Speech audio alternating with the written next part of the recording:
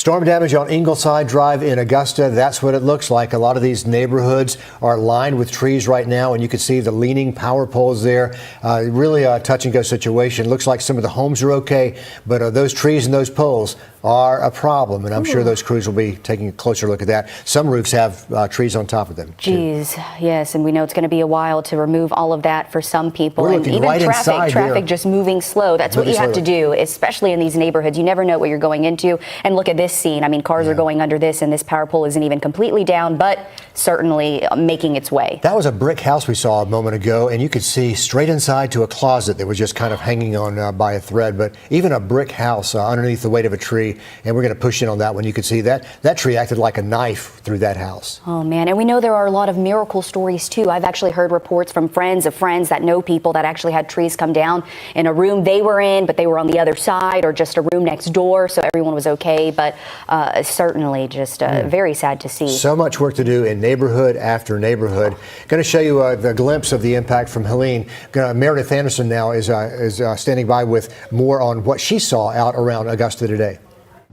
I'm here on Ingleside Drive in one of Augusta's oldest neighborhoods, just a stone's throw from Augusta National.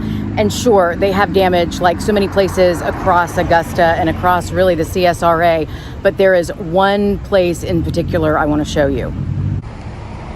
As I turn the camera around, I'd like for you to take a walk with me. I just spoke with the gentleman who lives here in this house, and I know you can't smell what I'm smelling, but I can definitely show you something that will let you know what I'm smelling. Gas leak, just a small distance from here. Really, it's just across the street over that way. You can see those green fencing areas. That is a natural gas line, and right here is a natural gas leak. I can tell you the smell is very strong. The man who lives in this house right here put this sign here because he says, quite frankly, he is worried that someone is going to be driving by and toss out a cigarette. He has seen people walking by, smoking, and he says his biggest fear is that someone is going to ignite a huge fire here. He's worried about his home, but he's also worried about his neighborhood. He believes that when this pole kind of was uprooted here, that's when that situation happened. Now, as for the gas leak that is still leaking, I can confirm the smell. He says that he called yesterday morning and spoke with gas utility crews, and they said that there are, according to him, hundreds of gas leaks across the area. And they asked him, you know, is it gushing? Are you seeing anything? And he said, no, I can just smell it. And he wonders if that maybe moved him down on the priority list because maybe some other places are worse. But he is just putting a sign there. He said he's doing the best he can to barricade it himself because no one at this point has been out here. And he's just concerned about that. He says he was standing in his house. He's really lucky because nothing fell on his house.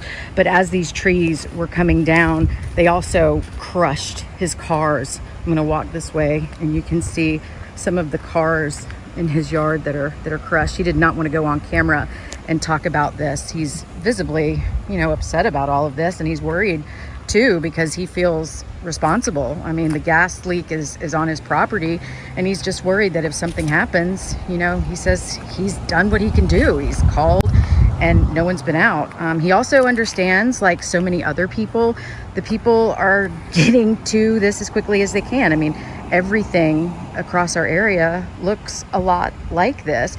And he's also worried about, you know, the people who are fixing these gas lines. Their house may look like this too. Maybe they can't get out and get to work. But if you smell gas, you are still requested to make the phone calls, let people know that the gas is leaking, just because it is a safety hazard. And if you can, try to at least alert people around you, like this gentleman did here.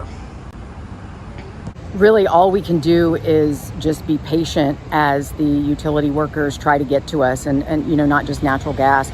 We're talking also about power crews. I've seen a number of power crews out today. And when I spoke with Georgia Power yesterday, they said, you know, just because you don't see a truck, it doesn't mean they're not working. They have drones in the sky. They have mobile command centers that they could be working out of. And they also have smart switches where they're able to switch the power on and off remotely. So just because you don't see somebody out at your house, they say, you know, don't worry, it doesn't mean somebody isn't working. That's the latest here on Ingleside Drive, but we'll keep you updated as much as we can. Meredith Anderson on your side.